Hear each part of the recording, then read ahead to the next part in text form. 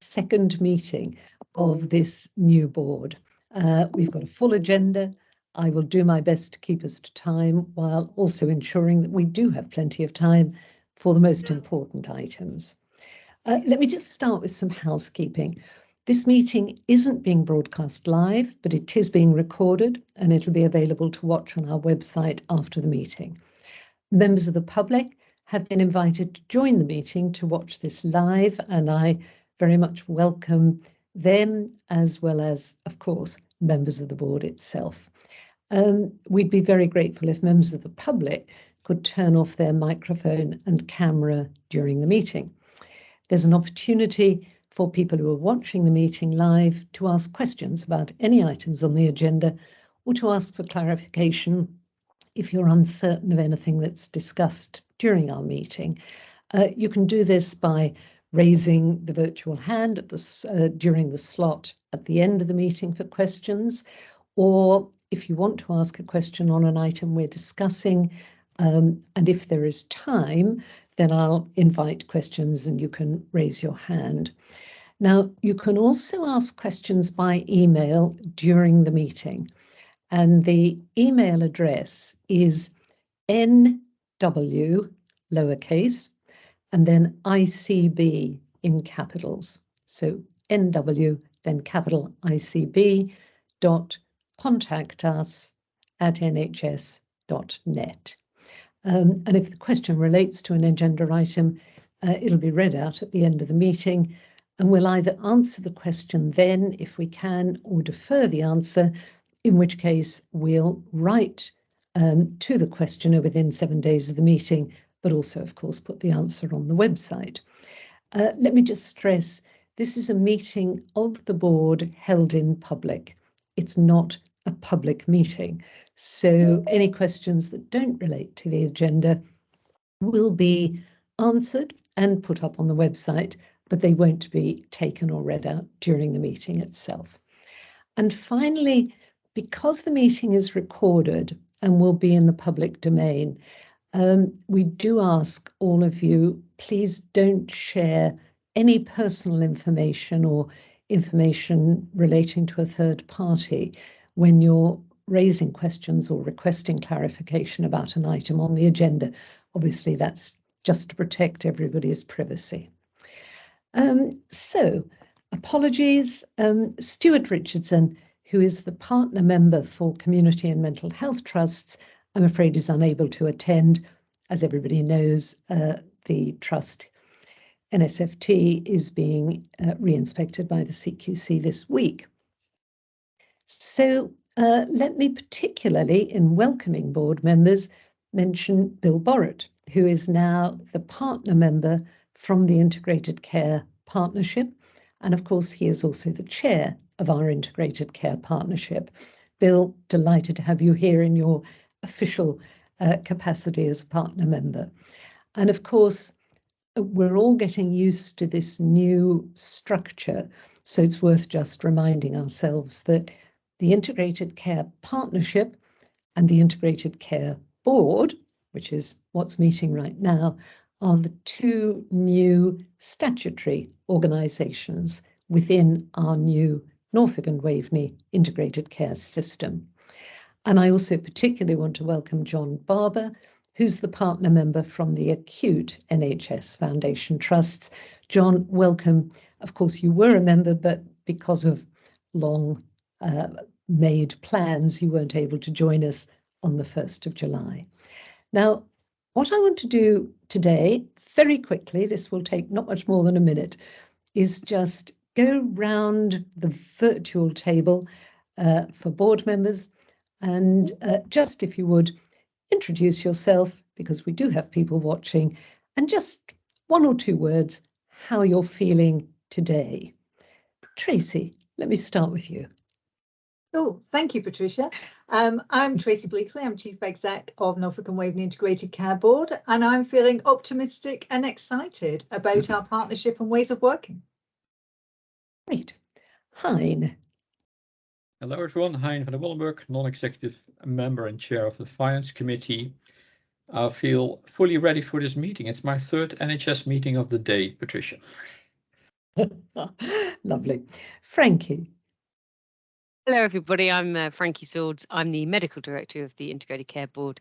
And yes, I'm delighted to be here today. The first ICB meeting was on my first day in post. So I'm now an old hand, having been employed by the board for all of nearly 3 months. So great to be here. Great. Sue.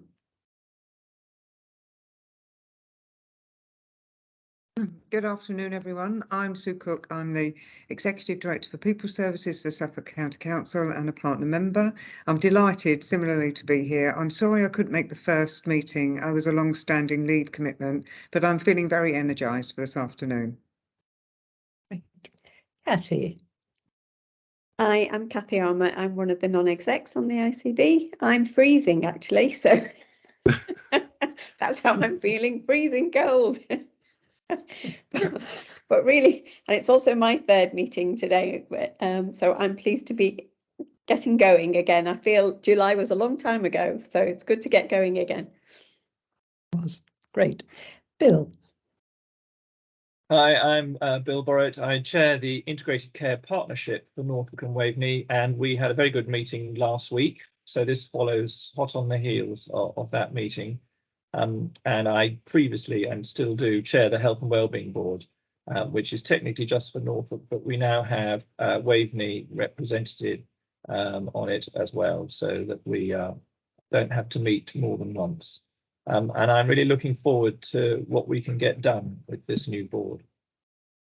Great. Jonathan Barber. Good afternoon. I'm Jonathan Barber. I'm the Director of Strategy and Transformation at the James Paget and also a partner member. Yeah, I'm really excited that we have a huge amount of opportunity collectively to make life really much better for the people of Norfolk and Waveney, whether they be patients of our acute systems, of primary care, etc., or just general citizens. I think we have a lot of responsibility, and I'm looking forward to us discharging that effectively. Thank you, John. Stephen.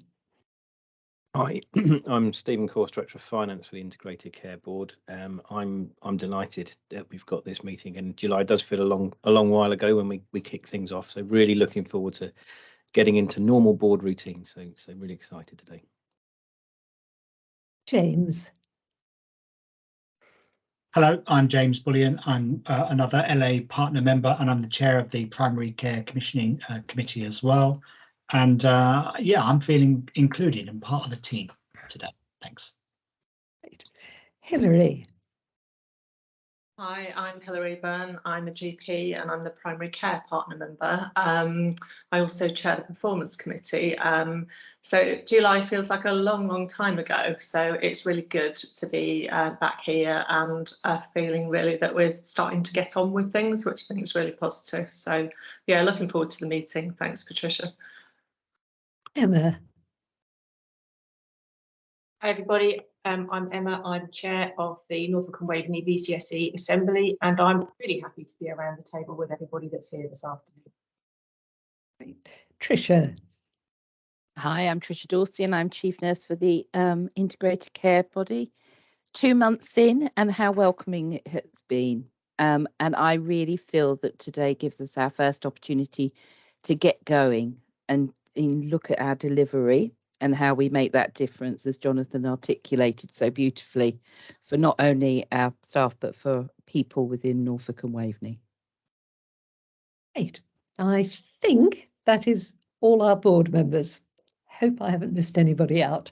But as many of you have reflected, it's a long time since our first meeting, and I am so sorry that completely outside our control, but we had to cancel our August development session because we're a new board within a completely new structure.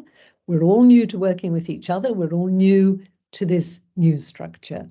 So it is vital that we all invest time in becoming a really effective board team. And I'm very grateful to everyone who's taken the time to talk to our development partners, Lorraine Flower and David Cockayne.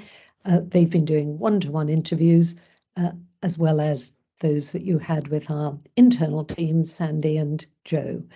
And the first session of the development programme will be on the 24th of October. I'm so pleased that almost everybody is able to attend. I'm really grateful to you for doing that, and further details and background material will go out shortly. So let's crack on. Item 2, minutes of the last meeting. Is everybody happy with those? Thank you. I will approve those. Declarations of interest. Those, of course, as noted on the agenda, are all on the website. Does anybody have any interest they particularly want to draw attention to today? Fine. Chair's action log, as reported on the paper, Tracy and I approved 2 extremely important mental health procurements that couldn't wait until today's meeting. And action log item 5, the discussion on maternity, we will come to in a moment, and the update on the carer's passport, which we asked for at our last meeting, that will be taken at our November meeting in public. And that brings us to the Chair and CEO report. So let me hand over to Tracy, if you would, to introduce this.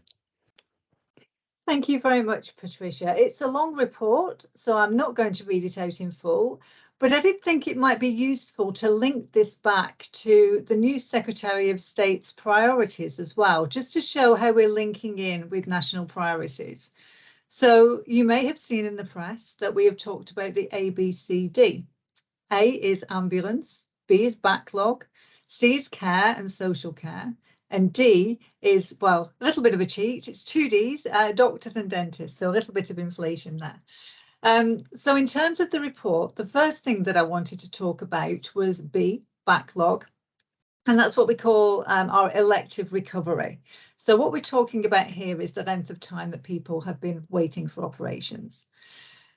Now, I'm going to talk about 104-week waits, and that sounds very technical, but what it means in practice is people waiting for 2 years for an operation. And of course, that's absolutely awful in terms of people's quality of life.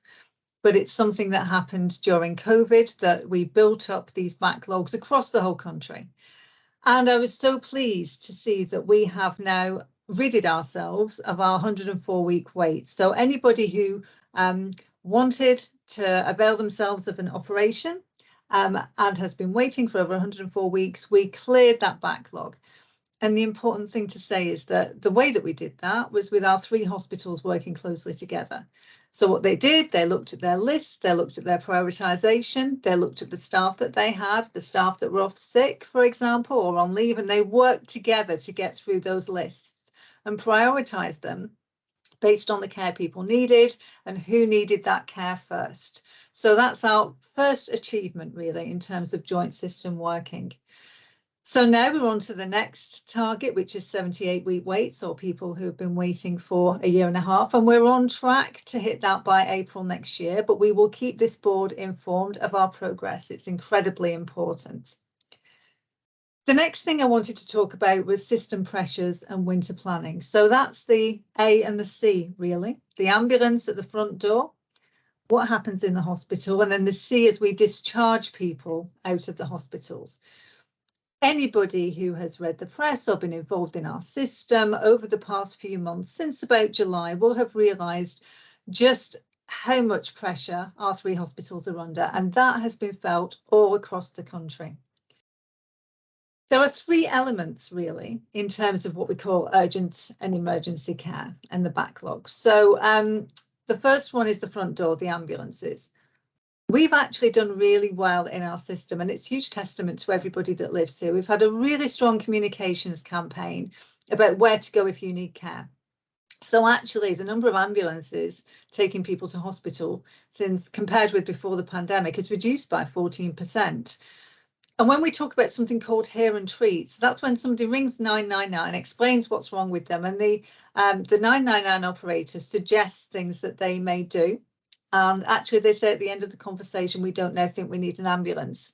That is up by 37%. So what that means is that the number of people going into hospital has actually reduced.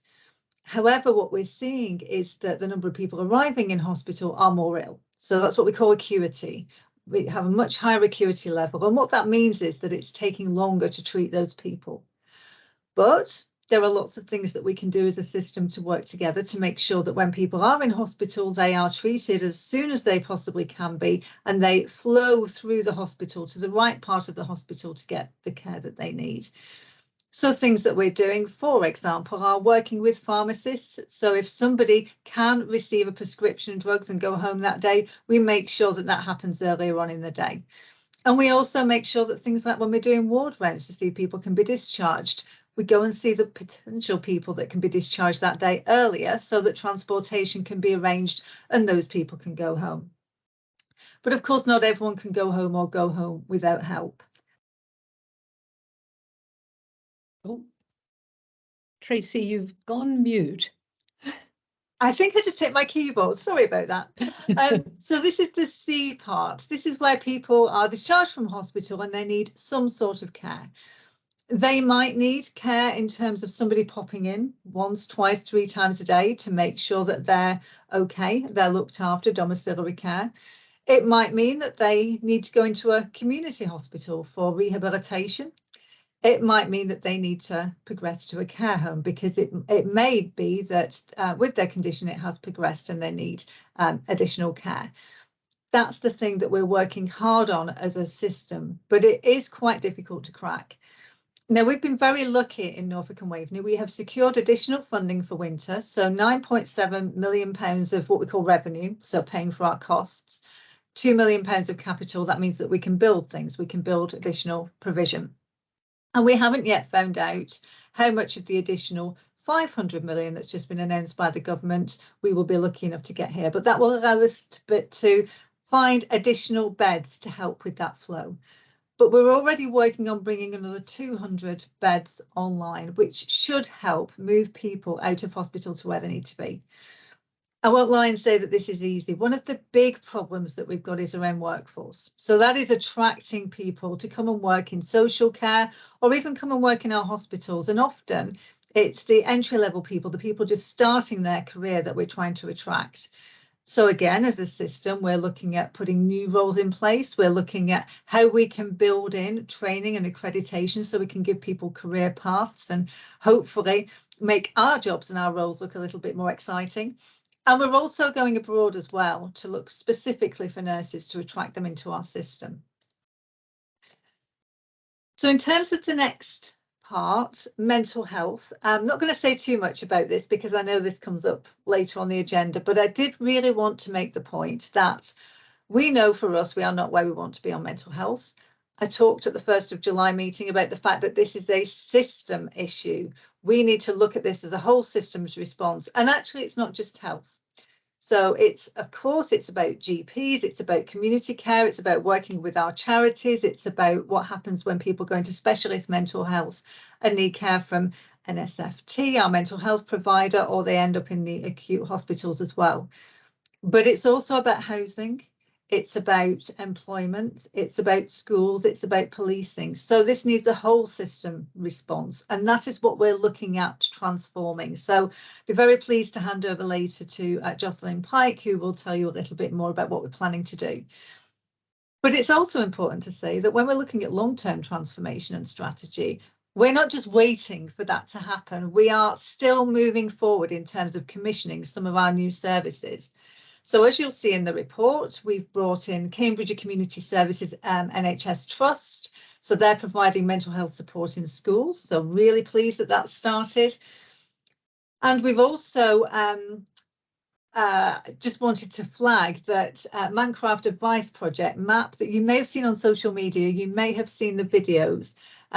They have won the Gsk Impact Awards, and that was hugely contested. I think there were more than 350 charities put forward what they were doing. And they talked about the work that they've done in Norfolk and Waveney with young people and peer support, and they won an incredibly prestigious award. So we are innovating, we are working across our systems, we are moving forward on mental health, but we have big aspirations, and Josie will tell you a little bit about that when we come to that item on the agenda. Just wanted to flag as well for people who have been monitoring social media, may have seen that we've been talking about expanding access to intermittent scanned glucose monitoring and continuous glucose monitoring for people with diabetes. We have approved that we will at Norfolk and Waveney be following the NICE guidelines in full in terms of prescribing access to these devices. We have been a little bit behind the curve in terms of the national response to this, but I'm very pleased to say that we have taken the NICE guidelines now in full and we'll be rolling that out. Just go on to the D bit then of the ABCD and talk a little bit about patient survey. You will see that we have very good experience of GP practices in Norfolk and Waveney. 76% of people said that they had a good experience, and that's higher than the national average of 72%. But we know that we still have some patchy provision across Norfolk and Waveney, so we're supporting those practices that need to improve to be able to improve. But also we know it's very challenging for some of the workforce in general practice. And actually across our patch, very sadly, some staff in general practice have been receiving abuse from the public. And we know that that's something that we need to work on and support them with, especially reception and frontline staff. So been working very closely with GPs and we will continue to do so. And then finally, and I'll leave the rest of it for you to read, but finally, we've had sustained improvement in 2 of our acute trusts. So that's the Norfolk and Norwich and the Queen Elizabeth. And we've had sign off to the next level of improvement by NHS England. So incredibly proud of those teams, and it's been a privilege to be working with them. So I will finish there and take any questions. Thanks, Tracy. Questions or comments? David.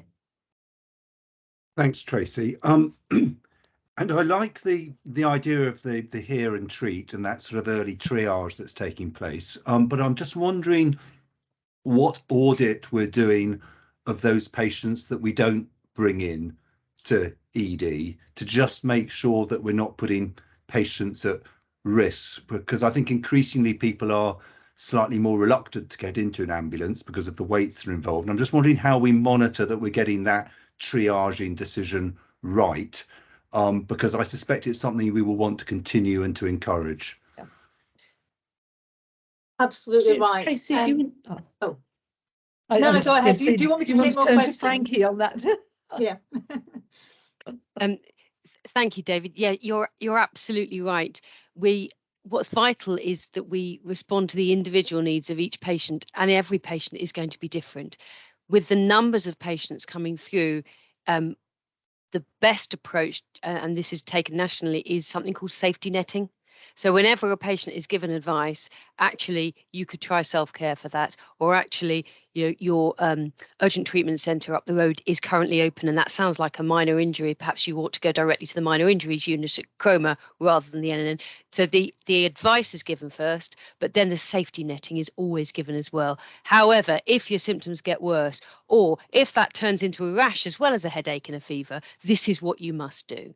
But what we don't have the capacity to do is actually have a follow-up on every individual patient. If you can imagine that the numbers are into the many thousands, so we don't have an audit of every single patient because it wouldn't be practical. So instead it's a proactive approach to prevent trouble. Thank you, Frankie. John and then Cathy. Yes, thank you, Tracy, really clear report. It's just a question about this much welcome funding the system's going to be getting to support our winter planning.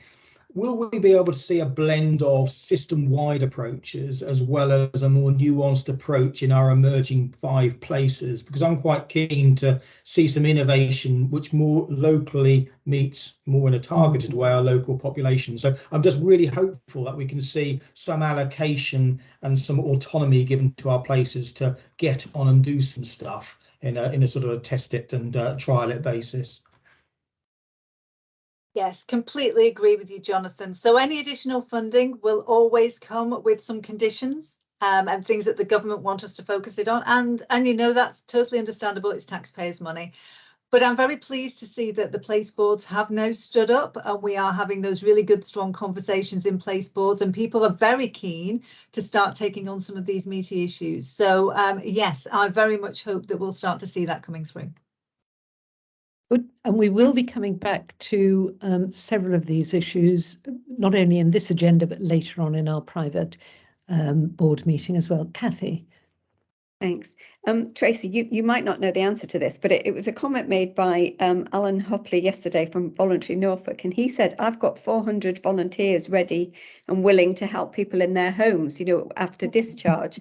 And I thought, well, who on earth mobilises all those people, and how does that link even start, you know, because it just sounded great, but how?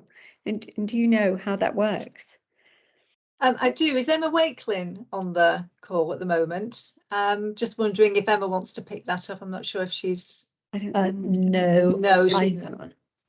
I don't think she is. So I think let's come back to that and perhaps get an email circulated to the board, and we could, because it's a really important point. And but the easy answer to that, if I can just come in, is we do have a workforce team within the ICB. So they're working at, it's not just NHS workforce, it's also what we call reservists and volunteers, and they're pulling together all of these different schemes. So Emma is our acting head of workforce, and she'd be able to tell you about that in more detail. But our Emma from the voluntary sector, Emma, please. Yes, I was going to add to what Tracy said. Yeah, Emma Wakelin is leading on that. So there is definitely a communication between statutory and voluntary Norfolk and other similar partners about how we can access those volunteers waiting in the community to support particularly the winter pressures. So that conversation is definitely going on. Right, thank you. Good, thank you. Jossie, your hand goes up and then down, but if you don't mind, I'm going to save you until later in the agenda. If that's all right, because we are running a bit behind time already. So thank you very much for all of that. Now we come to item 7 and the election of a vice chair. You'll remember in our constitution we have provision for a vice chair. It is not a particularly extensive role. It's basically to make sure that we have somebody available just in case I'm not available to chair a meeting or there's an item on which for some reason I'm conflicted. But I would very much like to propose Hein van Wildenberg, who of course has been on the predecessor body, the CCG, for several years, as our vice chair. Hein has kindly agreed to accept that. Could I have a seconder for that, please? Thank you, David. Is everybody content with that? Good. I'm seeing lots of nods. Thank you very much indeed. And that brings us to item 8, learning from our public, people, staff and communities. And I'm going to hand over to Tricia, our Director of Nursing, for that one. Thank you very much, Patricia. And thank you very much to my colleagues in the digital team who are going to help and make sure that this drives through and we get to see the slides as we should. It was a discussion point at our first board, the importance of actually hearing and listening to feedback from the people that we serve, the staff that are working within Norfolk and Waveney, and our communities. I think for us to get to a place where this is absolutely bang on for the board, it's going to take a little bit of time. So I would really welcome patience from the board and any feedback on the presentations as they come forward. But what we felt would be prudent today is to link this section with the maternity paper that you're going to see as agenda item 8. And this is because it's really very, very important that the ICB has effective oversight of the experiences of those receiving maternity services, to hear about some of the good things that are happening, but also when things aren't going as well. So this presentation will hopefully fulfill all of those different requirements. But as I said, it is definitely something that's in progress. So I'm going to ask my colleague to move on to the next slide. So when we're thinking about these actual presentations, it's important that we take learning as I've described, but we make sure that it really does reflect experience and isn't a nuanced version. So over the next few months, I want the board to be aware that there will be stories coming here that may be really quite impactful from a positive perspective, but also from a negative perspective. And I think that that's going to actually provide strong foundations for discussions at the board of how we can work differently for the future. Next slide, please. So, as I said, you've got paper 8, which I will go to later. But the reason why we wanted to focus on maternity was because of the important learning and recommendations that have come through from the Ockenden review. So basically, a review was taken into maternity services at Shrewsbury and Telford NHS Foundation Trust. And as a result of that review, there were many recommendations that were advised to local systems to put into place to enhance the care for our women and pregnant people. And I have to say, on arriving in Norfolk and Waveney, only being here the 2 months, as I keep saying, what I have seen is that we've got very strong and robust governance to take forward the recommendations from Ockenden. It's really important as we do that we think about the equality and equity of the experience of women and pregnant people in Norfolk and Waveney. And I think that we have still got much to do in that area.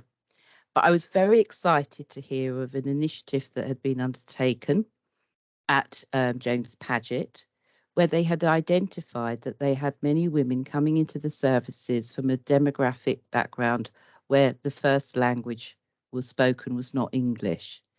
So they've responded to that in a very, very proactive way. And the learning from the work that they've done around the English language service, which was initially solely focused on maternity services, I think has got the ability to broaden that approach across other services within the trust. So a really, really good example of staff seeing a need and then addressing that need in a proactive way. There was funding identified, sessions approved, and there was resources made available to the women to make sure that they could get the best access from those services. Next slide, please. So the actions from the Ockenden report, I'm going to pick up further in the paper that I'll go to next. So if we could move on from this to the next slide. What I was very pleased to see is that we have 3 local maternity voice partnerships already in place at James Paget, Queen Elizabeth and the Norfolk and Norwich. We need to do slightly more work to increase the equality backgrounds of those that are involved in maternity voices, but they're mature groups who have got the opportunity to work with our stakeholders to ensure that their lived experience is feeding into the LMNS working and that their experiences can then inform how we work for the future. Next slide, please. As a result of feedback from the Maternity Voice Partnership, it became very clear that there was a need to drive further the amount of women that were accepting COVID vaccination. And there's been a really exciting pilot that has been undertaken, which I will cover in a moment. But some of you may have read the newspapers today, where there is a story about the importance of COVID vaccination for pregnant women, as they are at heightened risk of serious complications if they come into contact with COVID, not just for themselves, but for their babies as well. So the story today, I'm getting there, the story today is actually a piece of feedback that was received from a particular mother in receipt of services in our locality. So if we go to the next slide, and I'm hoping there'll be a lovely little link in there that our colleagues are going to play for us, which actually shows the impact that we have as healthcare professionals and the way that that impact can be positive, but also very negative at a time when people are at their most vulnerable, having to face very difficult decisions when they're anxious about their own health and the health of their babies. So if we could go to the slide to actually pay that, that would be great. Thank you.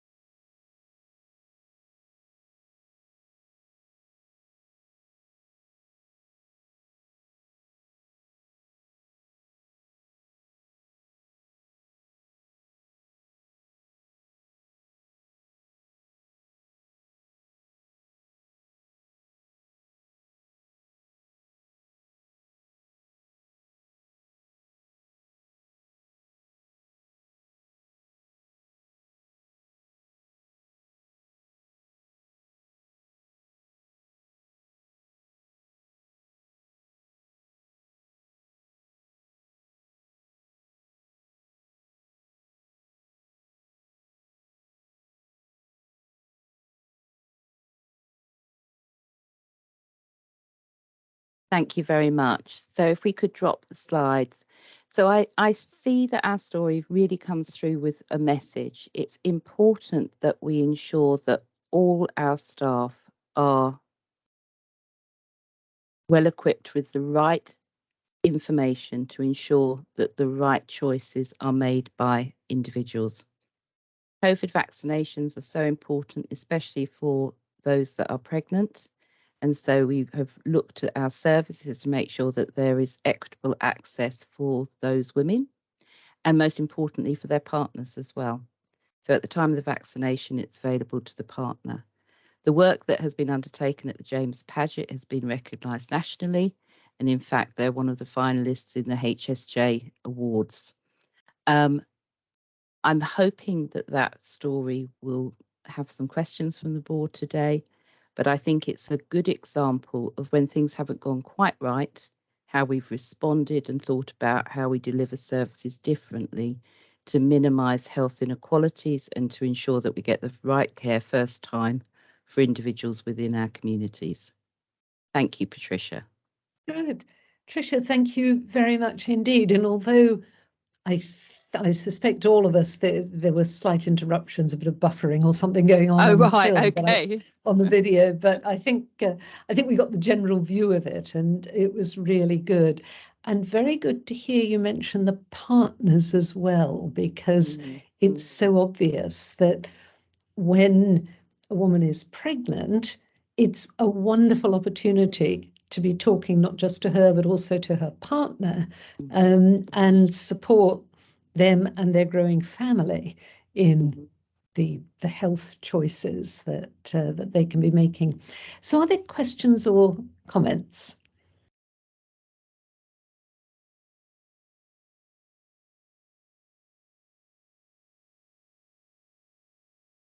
No, I suspect, Tricia. Oh, Frankie, you wanted to come in. Thank you, Patricia. I was just going to reinforce the point that Trish brought out in the presentation, that conflicting and frequently changing advice has made things really challenging for everybody, staff and the public alike. But we press on, and the autumn rollout of our vaccination programme, autumn booster service, is actually going really well, and we've vaccinated over 50,000 people already. So a tour de force, and just wanted to highlight that to the board. Great, really encouraging to hear. Good. Tricia, I think you probably anticipated any questions people would have in your presentation. So thank you for that. And perhaps we could just as a board extend thanks to the patient, the service user, who gave us the comments on the rather difficult experience she'd had before she ended up doing her own research and then coming to her own decision. And congratulations, obviously, to the James Paget team. And let's hope that work is recognised in the HSJ Awards as well. And that, as you say, was really, in part anyway, designed as a curtain raiser for our next item, item 9, on maternity and neonatal services. And I'm going to come back to Tricia in a moment, but I just want to preface this by saying that when we were thinking about the agenda for this board meeting, I found myself confronting what I think is going to be a really regular problem, which is the balance that we have to strike between the immediate, urgent, do it now stuff and the medium and long-term focus on prevention, population health, service transformation. And Tracy mentioned this as well when you were introducing our report. And maternity services are absolutely critical to that best start in life that we want for every child in Norfolk and Waveney. It's a critical part of that broader focus on prevention, which we share with the Integrated Care Partnership and everybody across the integrated care system. But it's not one of the immediate must-dos that we're getting from NHS England. And we sort of had the choice. Did we stick to this as the agenda item, or did we scrap it and just use all the time to discuss ambulance queues and discharge and all the other things, which of course we will also come back to? And I hope you will all feel it was the right decision to say we have to make time in our board agendas and discussions to focus on these big, if you like, more medium and long-term issues that will be absolutely central to the health of our population and our ability as an integrated care board and part of this wider integrated care system to make a real difference. And I suppose also, of course, what we were reflecting was the fact that with Dame Donna Ockendon's report into Shrewsbury and Telford and forthcoming report in Nottingham, we also know that at least in some places, this is an area of sometimes unexpected but really horrifying failures in delivery, if I can make the pun. So I'm going to hand back to Tricia. Tricia, everyone obviously has had a chance to read the paper, but to highlight key points and then we'll open it up for discussion. Thank you again, Patricia. And absolutely the importance of the work around the LMNS, and as a result of the Ockendon recommendations, I think as a director of nursing, as a chief nurse, in this new role on an ICB, we have a variety of different portfolios, but one of the national and regional must-dos is to take on the SRO responsibilities for maternity, because it is perceived as being such a high-profile area, and the need for improvement drives all of these discussions. So as you said quite rightly, Patricia, I'm not going to go in great detail to any particular areas, other than to say to the board that the purpose of this paper today is, one, to get support for recommendations which are noted within the report, but also to ensure that the board is well cited on progress against the local maternity and neonatal system plan and the recommendations from Ockenden. So I would really like to just take you to two particular sections. So if we go in your pack onto page 30, I hope that's working for you.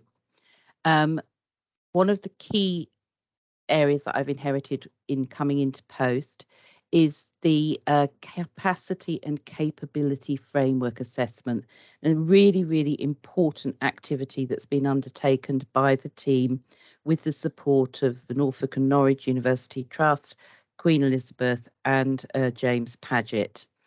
And as you can see, there's a framework here against which we self-assess as an LMNS. The LMNS is chaired by Richard Smith, consultant obstetrician from Norfolk and Norwich, and he's been doing a fabulous job in keeping everybody moving forward.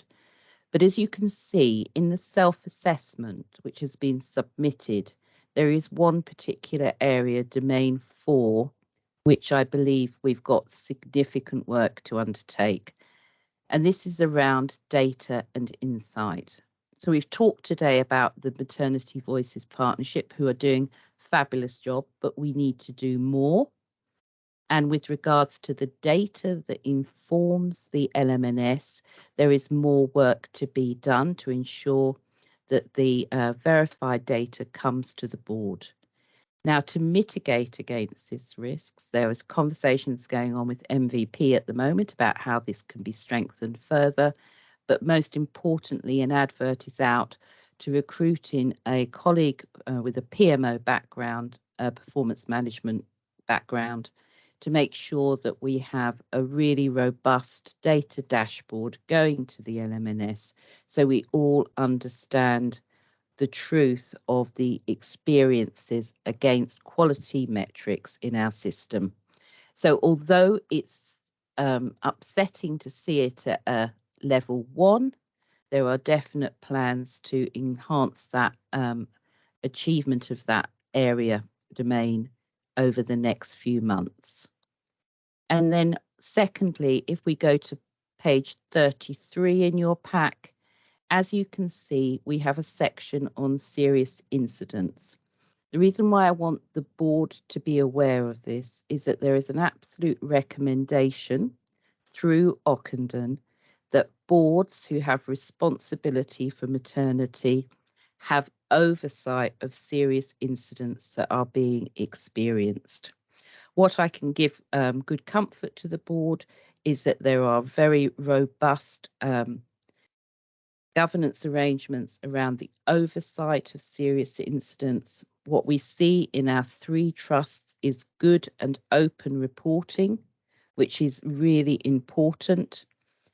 And more importantly, through the regular reviews that are undertaken with the trusts, we are also reviewing all experiences of moderate harm to see if any of those themes should result in a serious incident being raised.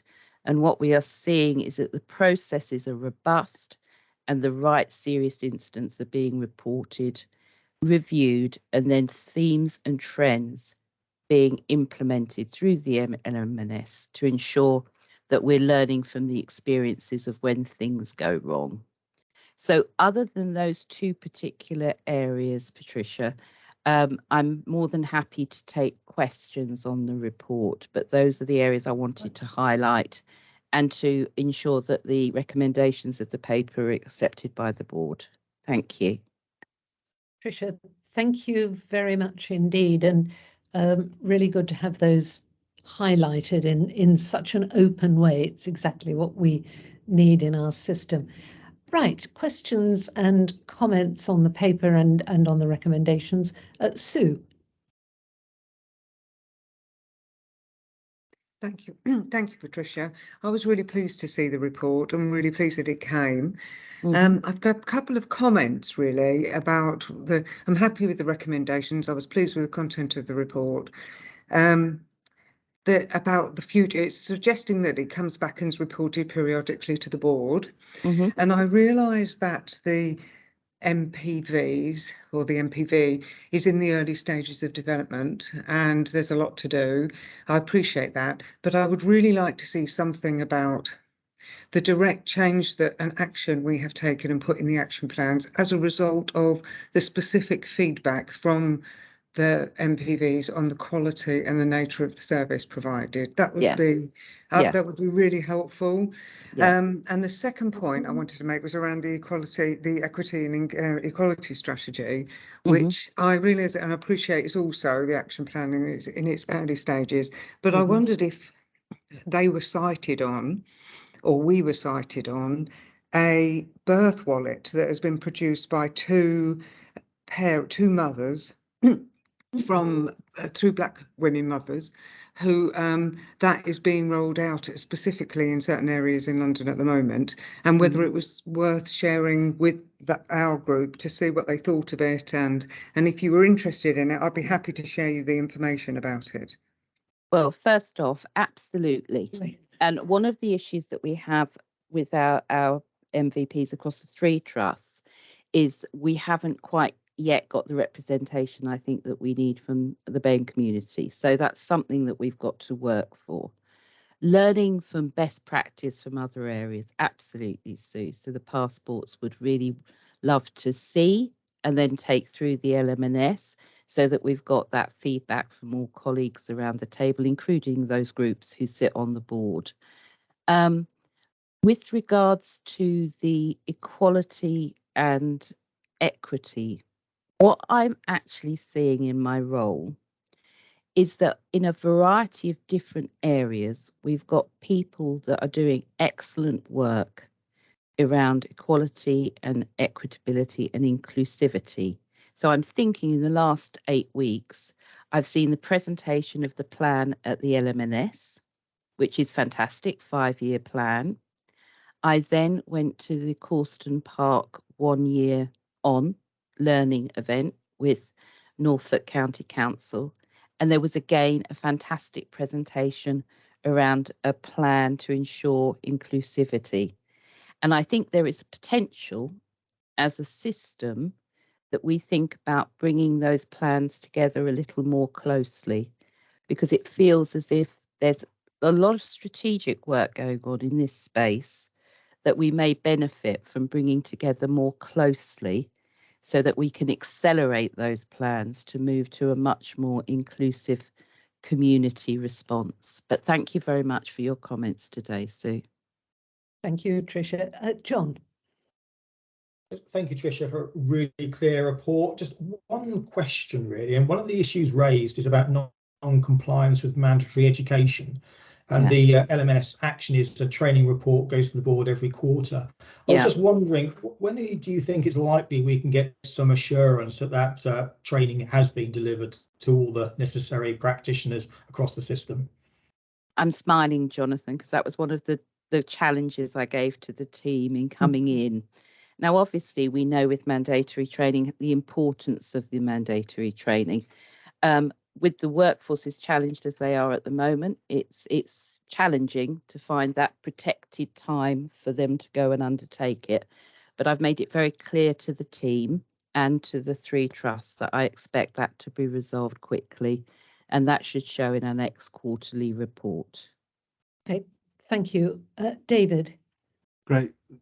Thanks, Tricia. And it's a really interesting report, but what I'm always interested in is our ability to test that concept of freedom to speak up in these areas, because patently reporting of incidents, even data integrity from teams is around the ability of people to feel able to speak up. Have we got anything to triangulate against this from staff surveys or spot surveys, just to give us some assurance around what we're seeing being the truth as opposed to being what people would want us to see? Yeah, it's a really good question. So if I go back to that equality and equitability plan, that has been absolutely based on anonymised, confidential survey responses back. So there is a clear linkage there between what staff are saying and what needs to be different, what patients are saying and what needs to be different. I've got more work to do. And what I want to achieve over time is linking the corporate feedback and the corporate mechanisms against those that would be freedom to speak up channels. So we can make sure that all staff are aware of them, which they are. I'm confident of that. But are they utilising it and are they accessing it? I would need to ensure in the next report that comes to the board that there's more detail around that. Thank you. Sue, is that a legacy hand? I hope so. Frankie. Thank you, Patricia. I just wanted to remind Tricia of something that we both encountered when we visited the maternity unit at the James Paget, funnily enough, regarding your question, David, on the Speak Up. And that was Kobe's story. Oh, yes. Yes. Really very, very clear example of learning from when something hasn't gone wrong. And in memory of a little boy called Kobe, there is a beautiful infographic on every wall, every unit, reminding and encouraging and empowering staff to speak up. If it doesn't feel right, say so, and challenge the obstetrician. You know, don't think I'm just a midwife or just a HCA. Get on with it. Say, you know, if it doesn't feel right, speak your piece now. And it was wonderful to see that really lived and breathed. So I can offer you reassurance about that, David, because I've had the assurance for myself visiting the unit. I forgot. Thank you. And can I just, if I may, Tricia, I just had two questions which build, I think, on a couple of points that have been made. First of all, on the data issue, and I think it's great that in the self-assessment that's been going on, people have been so honest about where the challenge is. But what I was slightly puzzled about was, frankly, if we haven't got the data, how can we be so confident about domain 5, which is quality of services?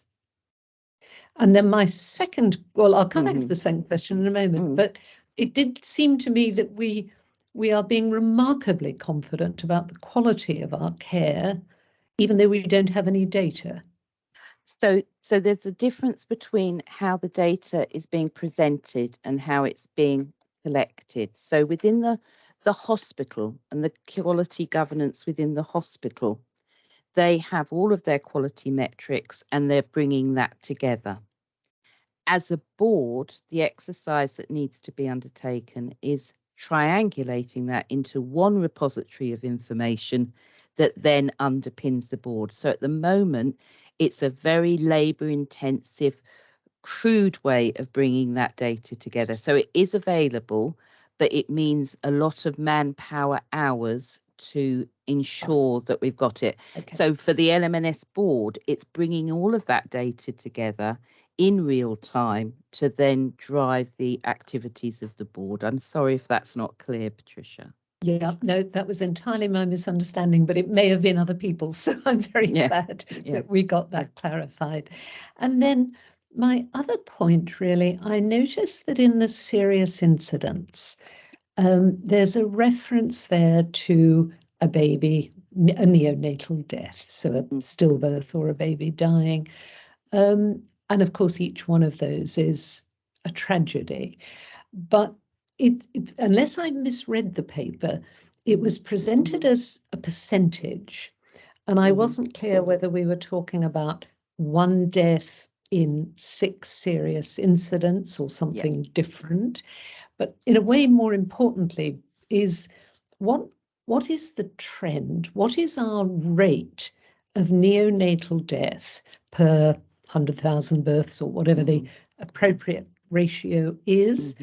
Is that trend going in the right direction? How do we compare with benchmark groups of hospitals and systems? So with regards to the data as it's presented in the paper, I don't think it necessarily gives that level of easy understanding. So for instance, if you look at maternal death, it's showing us 9%. That sounds like a very big worrying figure. But when you actually look at that, it's one woman that unfortunately died, but that's showing as 9%. I do understand from communication with the hospital and the team that is likely to be stepped back as it not being a serious incident. There were other mitigating factors that sadly led to the death of that individual. What I would like to do is to actually, allowing for the data discussion that we've just had, Patricia, ensure for that next paper that the data is presented to this board in a more meaningful way, benchmarking, looking at retrospective data so that we've got it over a 1 to 3 year time frame, so that we can see if there's any themes and trends emerging. But that will go into that capability and capacity framework piece as well, so that we will get to that place. Good. Thank you, Tricia, specifically for the answer to that question, but for the work you're doing around this. And I think the more we can keep developing the way you're reporting to the board on this, so that it does become more easily comprehensible and more obviously about the real people rather than the percentages. Absolutely. And the key indicators and trends that we need to be tracking. Be really helpful, that, because again, I think it's going to be a key theme for this board that we combine the data, if you like, the hard evidence with the human. Yes. High tech, high touch, you know, whatever phrase you want, but it'll just really always understanding the human experience, the lived experience, but also having the data and the evidence. And this is a really helpful start on this journey. So thank you very much. Now, can I just ask the board, are we all happy to approve the recommendations? Good. Thank Tricia, you. thank you again. Now, having talked about the maternity and birth piece, we now come to Flourish and this new, really exciting framework for children and young people in Norfolk and Waveney. So let me turn to Rebecca Hume, and from the County Council, I think Tim Ayres. But Rebecca and Tim, briefly introduce yourselves. Again, take the paper or the slide as read, but give us the highlights. Well, thank you very much. Thank you for inviting me to come along this afternoon. My name is Tim Ayres. I'm an Assistant Director in Children's Services here on behalf of Sarah Tuff, Executive Director of Children's Services, and also Chair of the Children and Young People Strategic Alliance. Rebecca? Hello, I'm Rebecca Hume. I'm Associate Director for Children and Young People and Maternity. I'm a joint post between Norfolk Children's Services and the ICB, and I also work really closely with our partners in Waveney, so Sue and her team as well, to make sure that we're aligned in all our thinking around Norfolk and Waveney. So hello to everyone. Great. Thank you. So who would like to, Tim, are you going to introduce the paper? Yeah, and did you want the slides up on the screen, or? Probably simpler just to take them as read, and I mean, board members have their packs. Yeah. Nice to see you. So as people have had a chance to have a look at the slides, it sets out the place of the Children and Young People Strategic Alliance, which fundamentally is our strategic partnership arrangements within the children and young people arena, working very closely with the emerging ICS structures and arrangements. And you can see the ICB are represented along with a range of other health partners around what we call SIPSA, but the SIPSA table.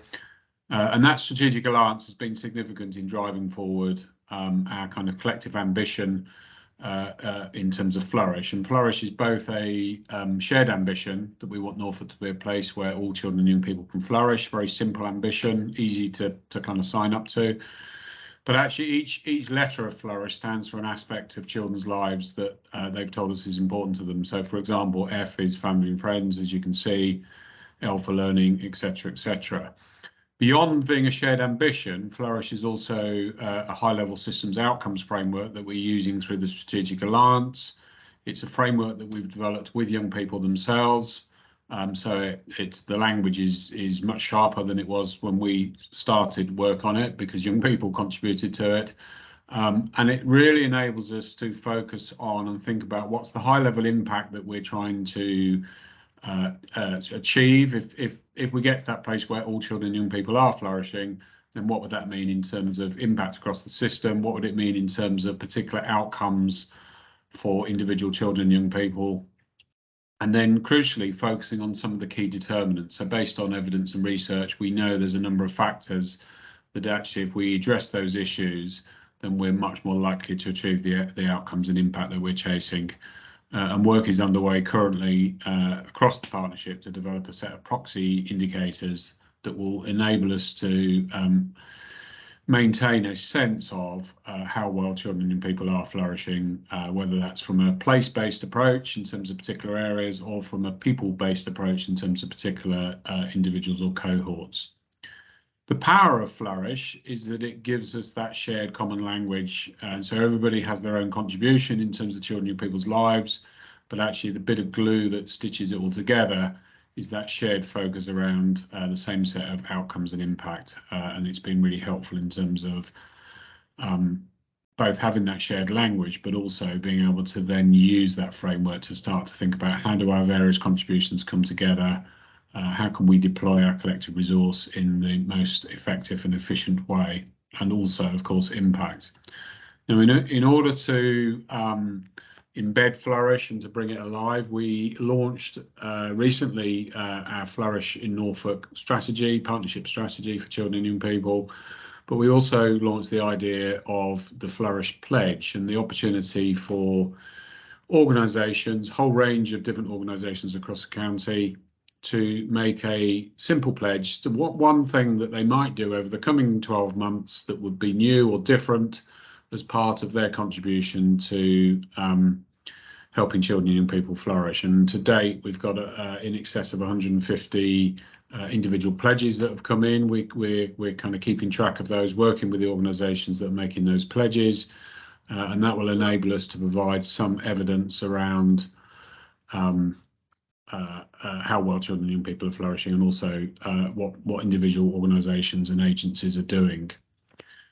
And what we would hope is that at some point there'll be an opportunity to kind of recognise the contribution that different parts of the system are making. We've talked about things like an annual Flourish Award event,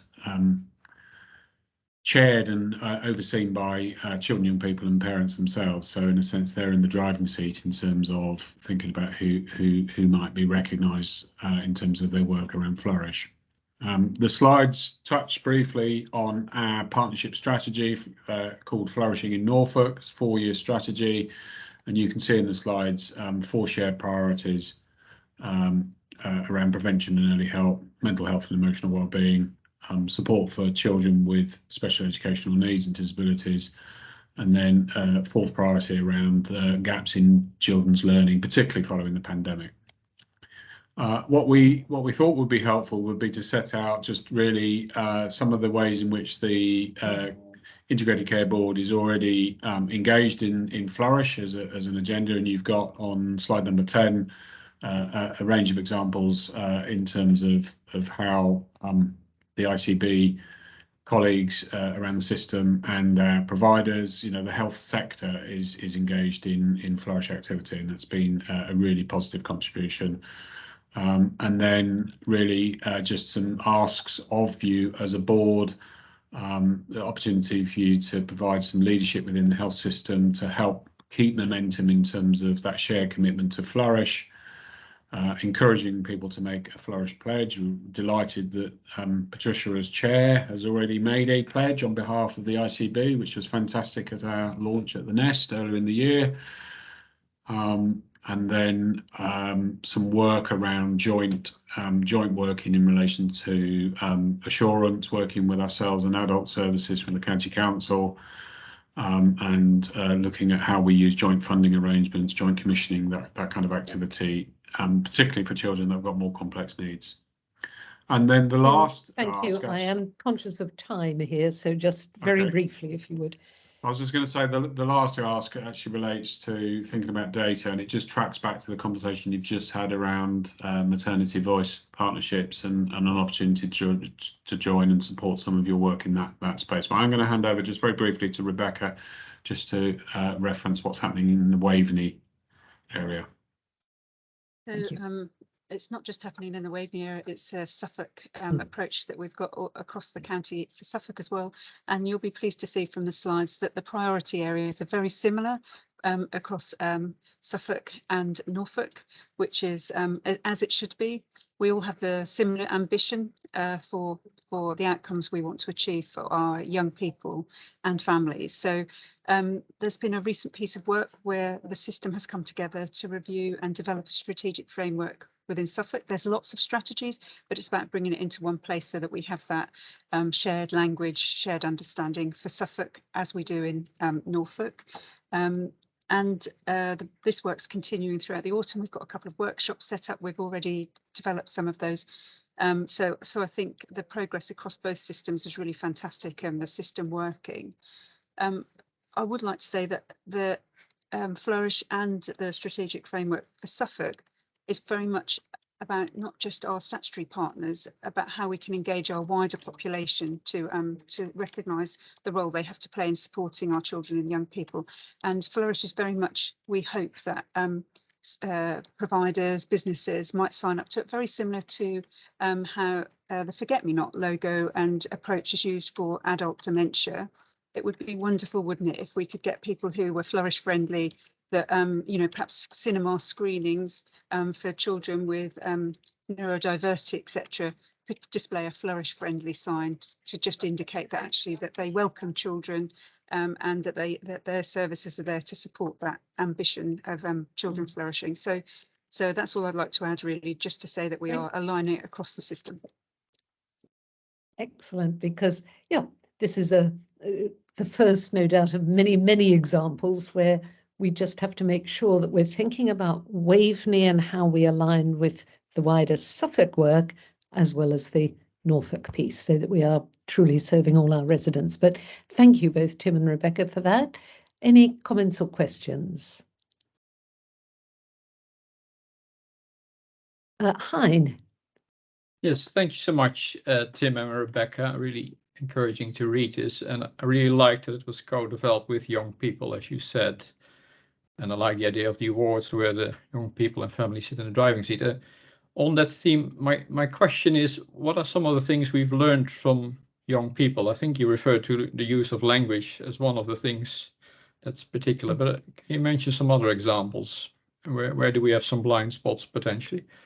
I think significant feedback from young people has been the importance of looking at their whole life experience. So I think a sense for a number of them that we as organisations or agencies tend to segment. So you're only interested in health, schools are only interested in learning, the police are only interested in keeping children safe.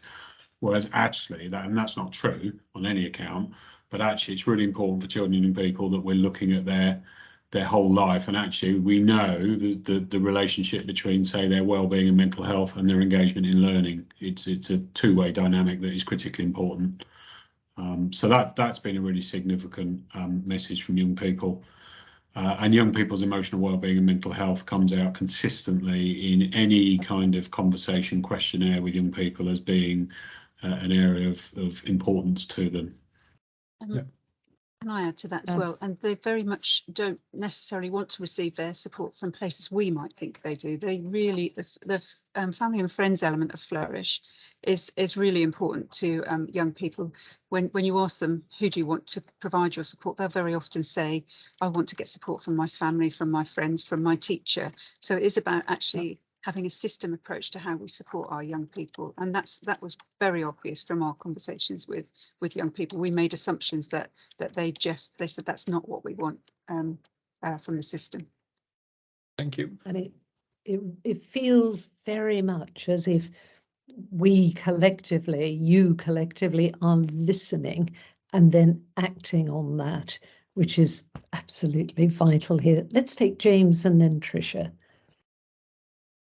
Thank you, and wanted to express from my perspective support for the co-leadership of this agenda on behalf of the board, and also to place children and young people in the context of families. And I suppose just acknowledge that the period we're in is a period of increased pressure on families, both financially and in the the context of costs rising, and underpinning that, and therefore it's not just about what the ICB can do, but what other partners holistically can do for families and adults in those pressured situations.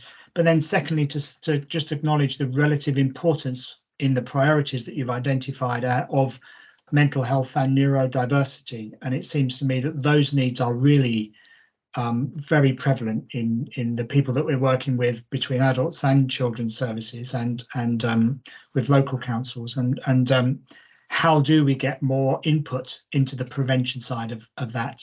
It begins its journey in primary care, and it feels as if primary care needs more tools actually at that level before problems escalate. But I certainly recognise the value of the work, absolutely. Thank you. Thank you, James. Tricia. Thank you for the presentation, and I think it is a really exciting piece of work that puts children and young people at the front and centre of discussions.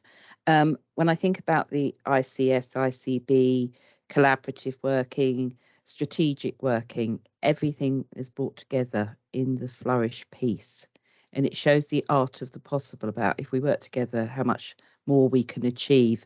I just wanted to pick up on the elements around mental health and neurodiversity, because it is so important as a board that we ensure that there are adequate services to meet the demands at the youngest age. We are going to have a presentation later on around mental health and transformation. But for young people, if we can ensure the right services are available at the right point, whether it be from the voluntary sector, education, etc., we will help to support those individuals who may then not need to escalate into adult mental health services for the future. So it's a really, really exciting piece of work, and I compliment Rebecca and her team and our council colleagues for taking it forward. Good. Sorry, who have I missed? Yeah, let's come back to Rebecca and then Tim. Yeah, very quickly. Thanks for that. It really was a system approach, Tricia. So we can't take the credit for it. It was genuinely across the system. I think the other interesting thing is it followed on from the maternity update, which I think we can't underestimate the importance of that perinatal period, that best start in life for young people as well. So it's really positive that within the latest iteration of the Health and Social Care Act, that there was more of a focus on babies as well, and that perinatal period. So I do think it's really great that we're kind of having a focus on that, and that we've got such interest from our partners across the system in making sure we deliver that best start in life. So thanks for that. Thank you, Becky. Tim.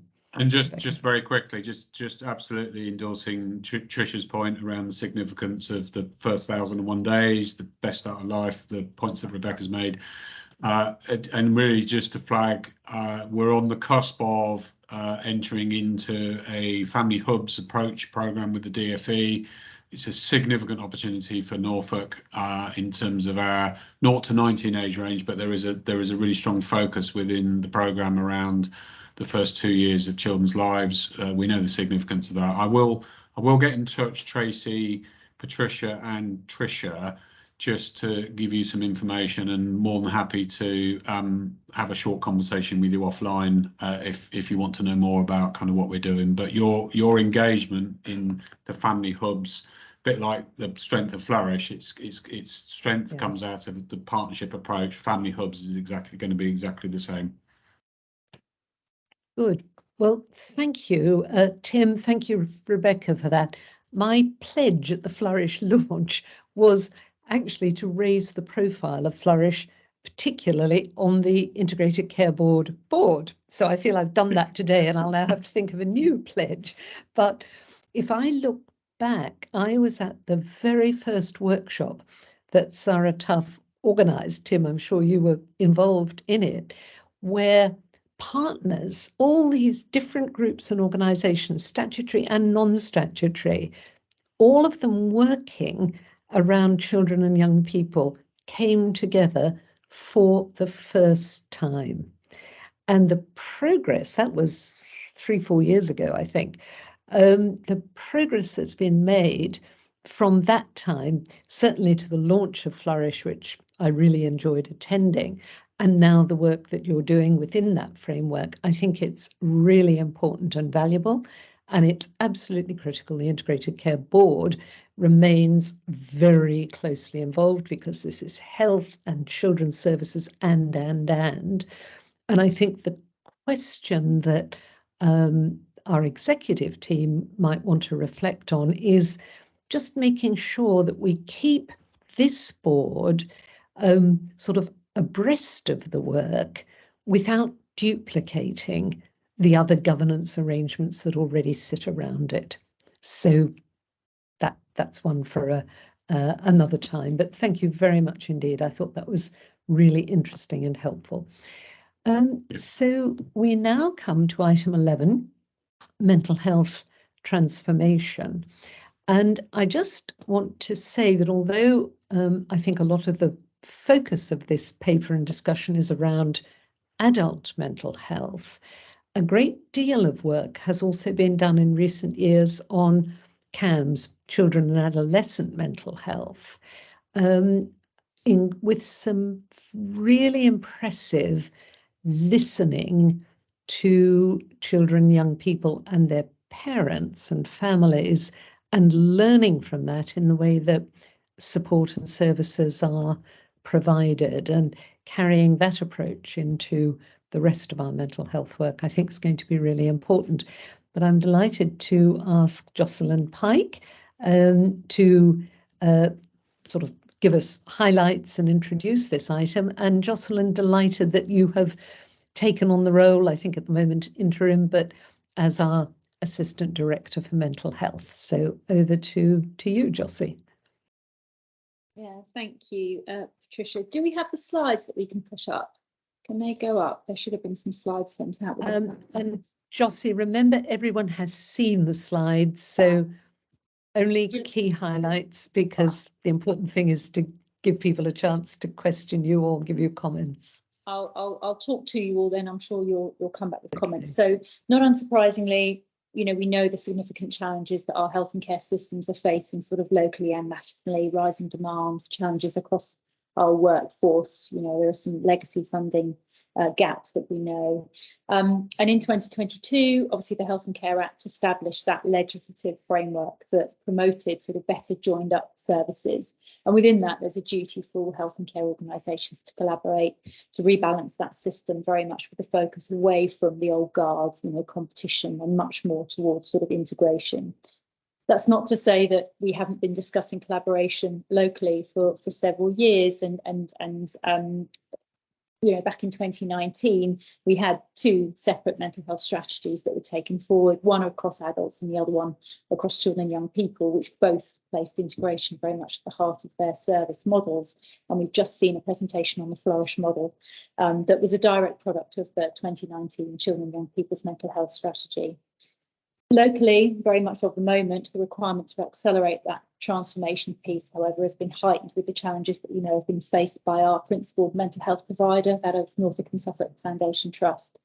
and specifically one of the 3 objectives within their current CQC improvement programme has focused on the need to support the rapid recovery of NSFT by harnessing the strength of local system partners. So sort of what are we doing? Well, we've got roughly a sort of a 12-month initial programme of work, and the first 6 months is going to be an engagement piece looking at a service review, so sort of function, if you like. And we're going to be engaging with discrete sort of groups, so with our patients and our public, with our staff, with key partners, you know, many of whom are around the table today, but you know, wider than that where possible, and also very much with sort of elected officials as well.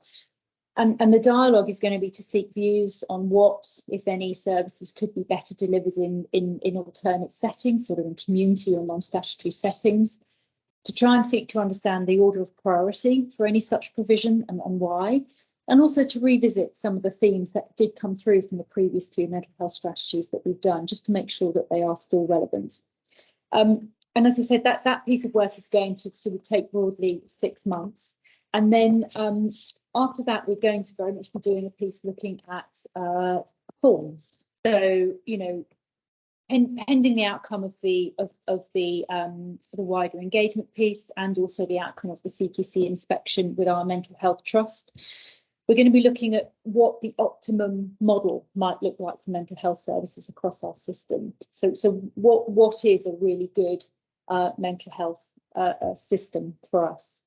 And sort of the phasing and the scale of that ambition as well. So the concept of a collaborative is not going to mean very much to many people. So we really need to break down some of the language on here. You know, what do we mean by partnership working, and what does that mean on day one for us as a system?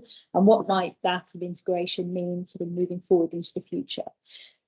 And once we've identified that, what maturity do we need to be able to demonstrate as a system in order to progress through that? So people talk about delegation as almost sort of a real thing to run at and to gain. And again, what do we mean by that? And when do we think we're going to be in a position to do that, to delegate our places and other partners with the mandate and with the authority to drive some of this stuff forward? And again, then to establish that infrastructure that's needed to sort of start a level of mobilisation from sort of the back end of Q3 next year. So sort of from October onwards, really. I have in the slide included a couple of sort of governance slides. They're not massively helpful today, but they do give you some context. And I would just like to say, you know, certainly the local governance slide is a proposal. I've had conversations with a number of individuals sort of offline, which you know will allow for some further evolution of those slides. And again, I'm not being precious. I'm 4 weeks in, so you know we need to get the governance around this right, albeit it's slightly dry. There are some very specific issues that we just need to be mindful of the whole way along. You know, clear communication and a very much an open dialogue with our staff. And that's to ensure that not only are we continuing to deliver the services that we need to, but any concerns that they may have is very much mitigated. We do not want people panicking about what the future state might look like here. We've got really good staff, and we're absolutely keen to keep them and develop them and also attract them into our system. Similarly, we want a really good, open, honest dialogue with our patients, with our public, with our key partners. Again, really important that people are fully up to speed with where we're headed and why. We do have an ongoing interdependency with neighbours in Suffolk, and there are a couple of reasons for that. The first one is to ensure that we're not making any decisions as separate systems that arbitrarily affect NSFT's ability to continue to deliver services. That's really important. And also, we have service provision in the Waveney area that cuts across different local authority boundaries, and we absolutely need to be mindful of that and ensure that our public continue to receive excellent care. And arguably, first and foremost, clinical oversight and leadership, you know, needs to be the deciding factor that underpins any decisions taken. We need to be making the decisions that deliver the best quality care for our patients. And underpinning all of this, wrapping all around this, is the requirement to continue today to deliver, to innovate, and to contribute to really good system working. And so the final 2 slides I put up for you today really tried to demonstrate that we're not sitting on our laurels and doing nothing, and we don't intend to sit on our laurels and do nothing whilst we're doing this sort of fact finding over the course of the next year. We've got some initiatives that we're taking forward in the adult mental health agenda, just some examples that we've got there, you know, but since COVID, we've seen acuity and also demand doubling across our eating disorder services, and we've been able to put in over £1 million worth of additional funding to expand those services and to introduce alternatives to admission, and that's delivering really good benefits for our patients. And again, you've also got some examples across the children and young people's agenda, which we've touched on earlier on. But we've done some really good work, for example, with the local authority around an integrated practice model where we've got complexity and issues around safeguarding concerns. And there are an awful lot of other examples that I've given you. So it was just really to give you a bit of assurance that the good work continues. And with your permission, Patricia, I'd like to come back through this board and continue to demonstrate some of that as we move forward. Conscious of time, going to stop talking. Absolutely, really Josie, that was great, really helpful. Thank you very much indeed. David. Thanks very much for that. And actually, there is a huge prize to be had here. We've got some huge sensitivities, but we are probably unique amongst ICBs to be in a position to embark upon what is a very open review and proposal for moving forward our various mental health services. So I suppose my question is one around governance and ambition here, and how we as an ICB maintain that ambition which this offers us, because we'll get one go at this and then everyone will fall back into place and we'll be 10 years, 20 years under a regime. And so I'm really interested in that ambition being portrayed through things like graphics of before and after. What would this look like for a patient? How are they currently treated? What's our ambition for their pathway going forward? Keep it brief, David. No. Thank you. So I suppose I'm trying to understand what will come back to this board and how we will participate in this, because this is huge for us as an ICB. Absolutely. This is one of our top priorities. Let me take Hilary and then I'll come back, Josie, to you for respond to anything. Thanks, Patricia. Hilary. Yeah, Josie, it looks great. There's lots going on and that's great. I suppose my overwhelming concern really is about workforce, because a lot of these initiatives and plans are absolutely based on having the people to deliver them, and we all know that's been a real challenge. The additional roles in primary care have been a huge success, but they've not always been that easy to recruit to, though I think most of the posts are filled now, and they're fantastic people and a real asset. But my worry is that the actual mental health team that we would have historically referred into is got quite a lot of vacancies, and therefore we're relying on the roles in primary care in order to provide the service that would have been provided by the mental health team before. And I just wonder how much progress we're making about workforce and recruitment and retention. Great, Josie. Yeah, so I'll take David's question first if I can. So we need to kind of come at this on a number of fronts. We need to be able to demonstrate sort of the short, the medium and the long-term ambition around this, not least to give a level of assurance and also buy-in that we're on the right track. The other point around sort of what can we deliver in the immediate term also should ideally bias the assurance and the confidence of you and of our public and of our other interested and key stakeholders that actually then allows us the headroom to do the slightly longer piece of work, because we're not going to be turning this around in a year, and nor should we. There's some really long-term opportunities here, both in terms of the prevention agenda and the population health agenda, that we also need to be aiming at as well. So what will we be bringing back to you? Sort of the next phase, if you like, is a slightly more comprehensive programme of work that in the first instance seeks to identify what those sort of short, medium and long-term aspirations are. The kind of the visuals I really like. I'm not good at that stuff, so I'll speak to people who are, but I really like the idea of how we can visualise this. So it's much, exactly that. What are you getting now and what would you like to get in the future, and how will the two be markedly different? Hilary, yeah, absolutely. I've got some time. I've stolen someone from Emma Wakelin's team to specifically work with me on the workforce end, and this 6-month programme of work that I talked around engagement is very specifically targeted in and of itself towards workforce as well as our patients and our public, because not only do we need to understand what the current challenges are that are facing our workforce, but if we want to be truly transformative, what does an alternate workforce model look like, and how do we support, attract, retain staff to do things differently. So again, part of the piece of work I need to do, which will take place over the next 6 months, is to start to kind of put some bells and whistles around that, I think. But I hear you, you're absolutely right. And if I can just add to what Jossie's just said on Hilary's point, I sat in on most of the NSFT board meeting in public last week, and I was really impressed by the honesty and openness with which they described what their own staff have been saying to them in multiple listening events, surveys, and so on over the last 6 or 9 months. And not just the determination, but in a sense, the radicalism with which they're tackling the problem of a very damaged culture in NSFT. And you know, I'd really recommend simply the slide pack that was shown at the board and the paper accompanying it, if any of you would like to look at that further, because clearly, as well as the work we can do on workforce, it's critical that the staff already working in NSFT are themselves retained and developed, and that requires this cultural transformation. James, quick point from you. Yeah, thank you very much, Patricia, and thanks, Jocelyn.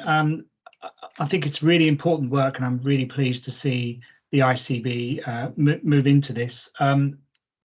As Jocelyn has said, it builds on the ambition for NSF improvement, but also on the programme of transformation underway in the Mental Health Programme Board. And I think, for me, the big change is the community coming to meet mental health, as it were, halfway, and the importance, therefore, in doing this work to have the widest possible involvement in how we build the collaborative. Thank you. Great. I think we'd all say here. Thank you, James. Jossie, thank you very much indeed, not just for the presentation today and answering all those questions, but really for all the work you're doing. Really, really good stuff. Right, I've completely failed to keep us on time, but we have been focusing on some very important issues, so we're going to speed through a lot of the remaining items. Stephen, just pick up, if you would, on this procurement for adult eating disorders. Conscious of time, so I'll be quick. Assume the paper's been read. Effectively, we're coming to the board today with this paper just to approve the approach of just over an £18 million procurement award that we're going to run through. We've done expressions of interest for adult eating disorders service. Following guidance, we're looking to have a single provider of these services across Norfolk and Waveney, currently provided by Cambridgeshire and Peterborough NHS Foundation Trust in North Norfolk, South Norfolk, West Norfolk and Norwich, and NSFT providing the same services in Great Yarmouth and Waveney.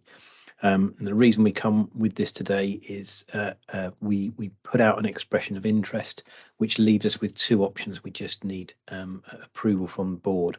We may have one single provider, and we can make an award under Regulation 32 of the Public Contracts Regulations should we only have one expression of interest. If we have more than one, then we can use the light touch regime under the same regulations to run a procurement exercise, which we think will take around 6 months. I was advised yesterday when expressions of interest closed that we actually had more than one. Therefore, assuming we can get all of those providers through the pass-fail criteria, we will have more than one. I'll have to run a process. Okay, Stephen, thank you. That's admirably clear. Is the board happy to approve that? Seeing lots of nods. Good. Thank you very much. Right, we'll now come to your month 5 finances report. Thank you very much. Again, we've had equally brief. Sure. So this is a consolidation of April to June under the old CCG, and then July and August as the ICB. We have a year-to-date break-even position for the ICB finances. Very briefly, the kind of construct of those is some increase in cost that we're seeing around independent sector activity, underachievement of elective recovery fund, and inflation on continuing healthcare contracts. We've offset some of those costs through release of accruals that we had in accounts that we no longer require, and also some vacancies within the ICB, and other smaller mitigations against those to get us to a break-even position. Our forecast outturn for the year is still a break-even position in line with plan, but it's worth noting that we do have within that position 5.4 million of unmitigated risk as per the plan, and also for the full year we have 16.3 million unmitigated risk, which we're working through. Those are detailed in I think it's section 4 of the paper, and the full details of those risks. If we look at the ICS position, so all of our providers and the ICB, we have a 4.3 million deficit, which is 2.8 million pounds worse than plan year to date. That's driven really by James Paget 3.2 million deficit, and Queen Elizabeth at 2.1 million deficit. NCH&C 1 million surplus, and other providers and the ICB are break even, so we get to a net position of a 4.3 million deficit. Currently, some of that's driven by an underachievement of efficiency programs, and also under recovery of ERF, elective recovery fund income. On capital, we have currently we're behind our plan by 5.1 million, mainly through delays in capital programs across the system, but through work through our strategic capital board we anticipate that we will catch that up by the financial year end. I'm happy to take any questions on the finance report. Stephen, thank you. Clearly the detailed work on finances is done in the Finance Committee, but any quick questions? No, thank you. Board happy simply to note and receive that report. Yep, thank you very much, Stephen. We'll have an opportunity for a longer conversation with you on another occasion, I'm sure. Right, Karen, over to you, please, for the CCG annual report covering the 3 months running up to our establishment. Thank you, Chair. This is here, it's actually the CCG annual report from the 1st of April to 21 to the March 2022. That's fine. That one's coming, Patricia, getting ahead of yourself. This is the annual report. It's already been approved by the CCG. It's gone through NHS England. This is just to formally launch the annual report in public to draw the board's attention and the general public's attention to it. It is online, available on our website. So it is not for approval, it's just for noting and just to make sure that the public are aware of that now. Don't propose to say. Sorry about that. I was getting ahead of myself and thinking it was covering both. We'll come back to the other one, but it's an excellent report, so thank you for that. And now amendment to the Constitution. Yes, this has been requested of us via NHS England since the original constitution was approved by NHS England before establishment. NHS England have reviewed the model again and found a few errors. We've listed the errors in the paper, and we all ICBs have been asked by NHS England to amend their constitutions accordingly and approve those amendments. They are all very, very straightforward. I think just one has a small impact in that it widens who the primary services member could be in future when we go to recruit that again. But hopefully none of that's an issue, and we can approve it.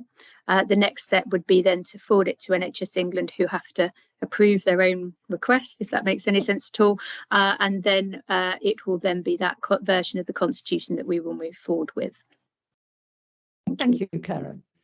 Is the board happy to approve those amendments? Wonderful. Thank you very much. And Karen, thank you as always for your work on this. And now next item also from you, the board assurance framework. Yes, so this item is twofold. Firstly, we have the risk management framework, which is basically a document that explains how our risk management works. And that's here for the board's approval. It's under the governance handbook. It's the board's delegation to actually approve that. I also have the updated board assurance framework itself, which is the document that you would normally see, which has the risks on it that we're setting out for the organisation. The part of this paper is twofold. One, to agree the risk management framework, and one to, secondly, to note the board assurance framework and ask any questions on the risks themselves. Just before I move to that, just want to say the risk management framework is something we'd like you to approve. We are still working on it though as a team, so there may be further iterations of it in the future. It's quite a kind of labour of love to get this thing right, and also with the wider system and trying to encapsulate all the wider system risks, it is slightly different and a bit more of a challenge than when we were just a CCG. So this is our starting point really. And then the board assurance framework, you'll remember you had that on the 1st of July, but you'll note since then we've done a lot of work on that. You've now got details around each of the risks. They're all on a separate page and you'll be able to read those in detail. We've also done some work internally with our new directors in particular to work out who is overall responsible for each risk. We are still discussing that internally, but you'll see some changes already and moves in personnel on those. What I've tried to do in the covering paper is just highlight to you where things have changed, because I could see there's a lot of paperwork to read through, so we've just tried to summarise where things have changed. There's also a risk visual, so you can very quickly see where the kind of really the really red risks are in a kind of pictorial form. But really welcome any feedback on any of that, because I know that loads of you have got lots of experience of these things, and as I said, still continuing to work on it. Thank you. Good. And obviously questions, more detailed questions and comments could be taken offline, but let me take Hein and then David. Thanks, Karen. Really like the inclusion of risk appetite. Several colleagues mentioned at the beginning, keen to pursue opportunities, and I think it will require a different tack on risk appetite as a board. A detailed comment, having listened to Jossie earlier, I think risks 5A and 5B might warrant a closer look. I think the risk scores could be higher, but maybe Jossie can take that forward for a next update. Thanks. Thank you, Hein. David. Yeah, thanks. And like Hein, I think it's really great we've got a risk appetite there. Probably as a board at some stage in the near future, we need to formally endorse as to whether we're comfortable with those risk appetites. But having said that, the risks that always catch my eye are the catastrophic risks. And recent experience tells us that they're the ones we should keep a closest eye on. And we've got 3 of those, all of which are well out of tolerance from our nominated risk appetite. And so I think going forward, it would be really useful to know what we believe our trajectory is to move from the current level of risk on catastrophic risks to our appetite, and as a board to be comfortable with that trajectory. Because I think overall this is a really great format. We probably just need to get our minds around rapidly those 2 points around satisfying ourselves on appetite and the trajectory for catastrophic risks. That's really helpful, David. Karen, do you want to respond to that? Yes, I think you're right, David, on that in particular. I've been working very closely with Frankie, actually looking at a lot of the work on risk appetite, and I think as a director team we've got some time to do a bit more of that, to work through and work out where we are on that, so that we can then talk to you, the board, on it. And I think, yeah, you're completely right. There are 3 very high risks there, and I think the individuals and the directors leading those programs of work have probably got that work behind the scenes. In fact, I'm pretty sure they have, but I think we need to bring that out through the risk registers so that's clear and linked. And going forward, as I've said, I've been talking to Patricia about making sure that the risks on the register are captured through our board work, and so that we can cite where the board has actually been informed on the risks with papers and things. So thank you for those comments, and thank you, Hein, as well for your comment on that. I'm sure Jossie will take that forward. We continue to improve, hopefully.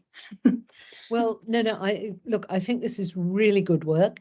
And can I suggest in the action log, we just capture the fact that the executive team needs to do more work.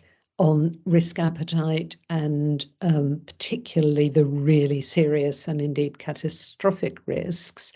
And then I suggest, David, it'd be sensible for the Audit and Risk Committee to have a more detailed look at this and then come back to the full board so that we can have a properly prepared discussion around risk appetite and what we think the trajectory is likely to be and should be, particularly for those catastrophic risks. Sure, Is that all right, and I think, Patricia, it's worth saying that the audit committee is going to look at one or more of those catastrophic risks when it next meets.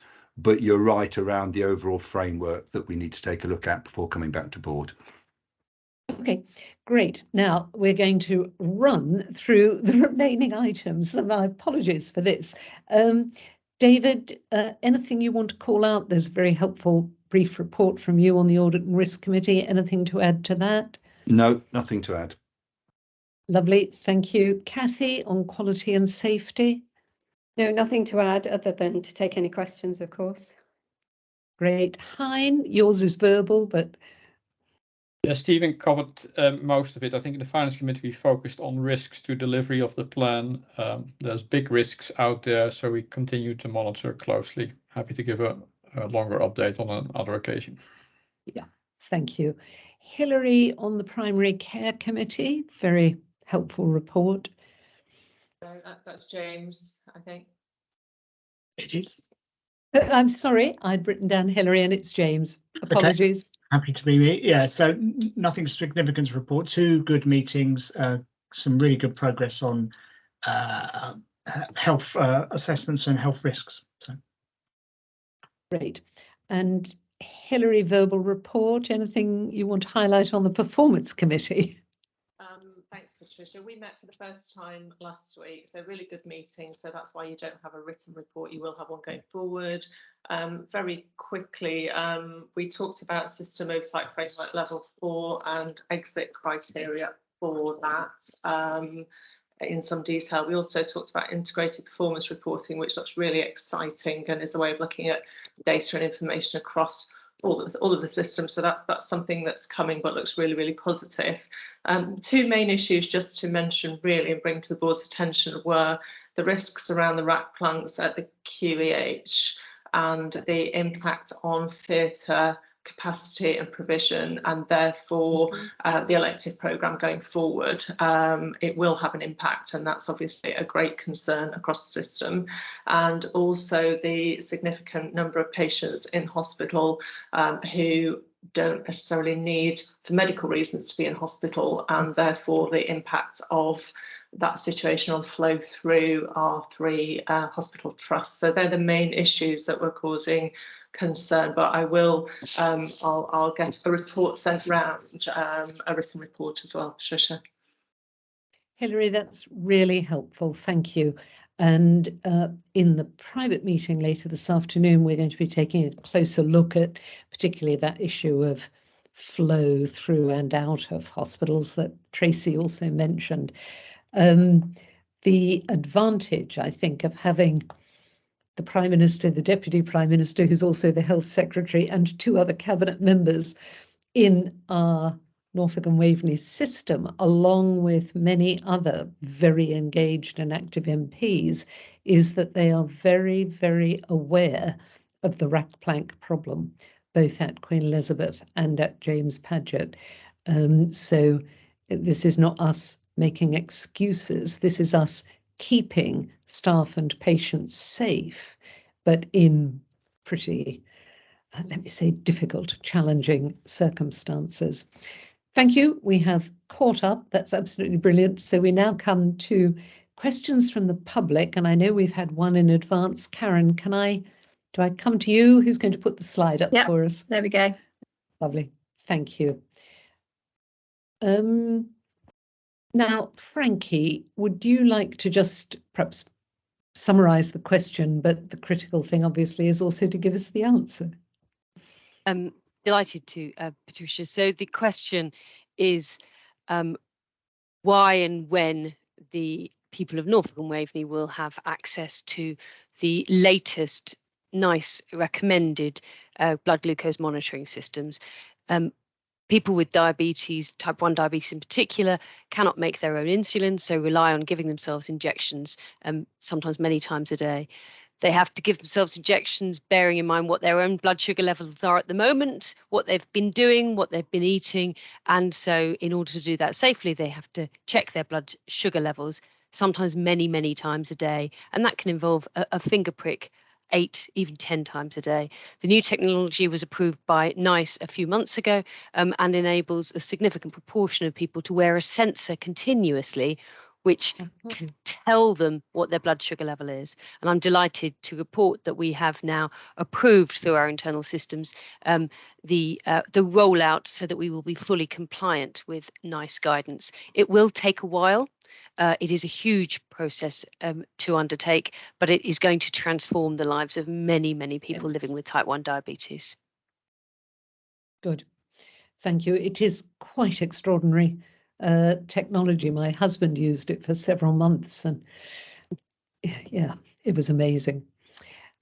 Right. Thank you for that. I think we can take those slides down. They will, of course, go onto our website. Paul, do we have any other questions from members of the public? I think not. We don't, Patricia, no. No. Okay, thank you. And I see we have a question from one of our observers. Kevin, if you would just briefly introduce yourself and tell us your question. Hi guys, so I'm Kevin James. And if you'd like to, apologies, do switch your camera on as well if you'd like to. Oh, there you are. Thank you. Yeah, thank you. So yeah, I'm Kevin James.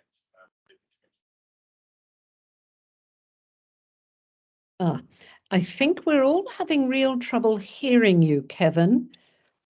And I'm not sure if that's my apologies, it's my fault because I didn't have my microphone in. Sorry. Yeah, so Kevin James. I'm a patient service user of 25 years here in Norfolk. I didn't see, forgive me, just a gentle plea. I didn't see the slides go out with the pack, or maybe I missed them. So you've got a sort of slight disadvantage when you're not sharing your slides, because it makes it difficult for us to ask questions. So for Jossie's bit, it would have been really helpful to see the slides, because so yeah, I don't know if it's something you're able to do in the future, is share the slide decks when you send out the info, and just so we can see them, if that's okay. Yeah, Kevin, thank you very much for that feedback. All the slides are included in the board pack that is on our website, and I think I'm right in saying that the most up-to-date version of them is on the website, but Karen, yes, can you? Yes, yeah, the slides are in the PDF pack on the website, so you maybe have to keep scrolling through. Apologies, there were a lot of papers this time. There shouldn't be going forward, so apologies if they were difficult to find. But let me take that thought away, because I take the point that actually it can be very useful for people who are watching the meeting to see the slides at the same time as somebody's talking to them. So thank you. Thank you for that thought, Kevin. It's page 50 onwards, Kevin. Right. There are no other questions from the public. So on that basis, good. We can, we'll bring this meeting to an end. Thank you all very much indeed for your attendance. We will have a 10-minute comfort break now before we start the private meeting of the board. That will be at 3:40. And many thanks to all colleagues and all our observers who've been watching or participating in this meeting today. Thank you all very much indeed. Thank you very much.